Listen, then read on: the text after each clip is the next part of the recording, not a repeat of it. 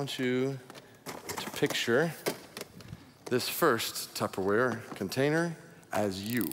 I'm gonna do a little drawing here of you. Okay, you ready? Here's you. Be prepared. All right, well done, huh? All right, so this is you. Now, based on what we just saw in what we just read, who is in you?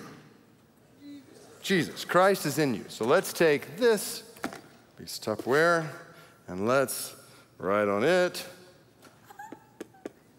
Christ.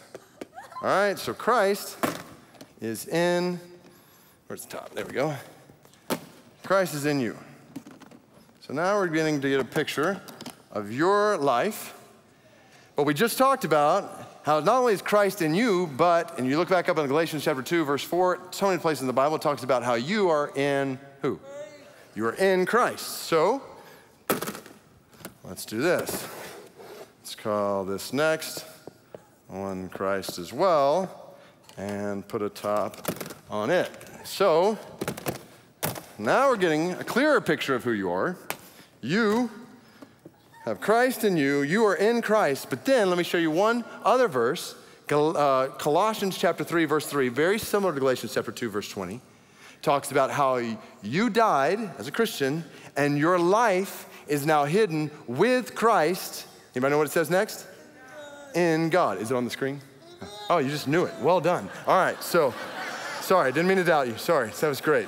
All right, so your life is hidden with Christ in God. So, we got one more. Let's bring out the big tub for God. All right. And let's put Christ in you, you in Christ, Christ in God. Okay, now we've got a little more complete picture of your life. Now, I want you to think about what comes at you in this world.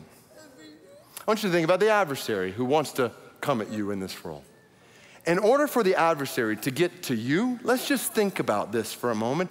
He first will encounter God the Father, which he does not have a good track record with. But let's just assume for a second he makes it past God the Father, then he has to deal with Jesus Christ himself, which last time that happened, he walked away shamed and defeated.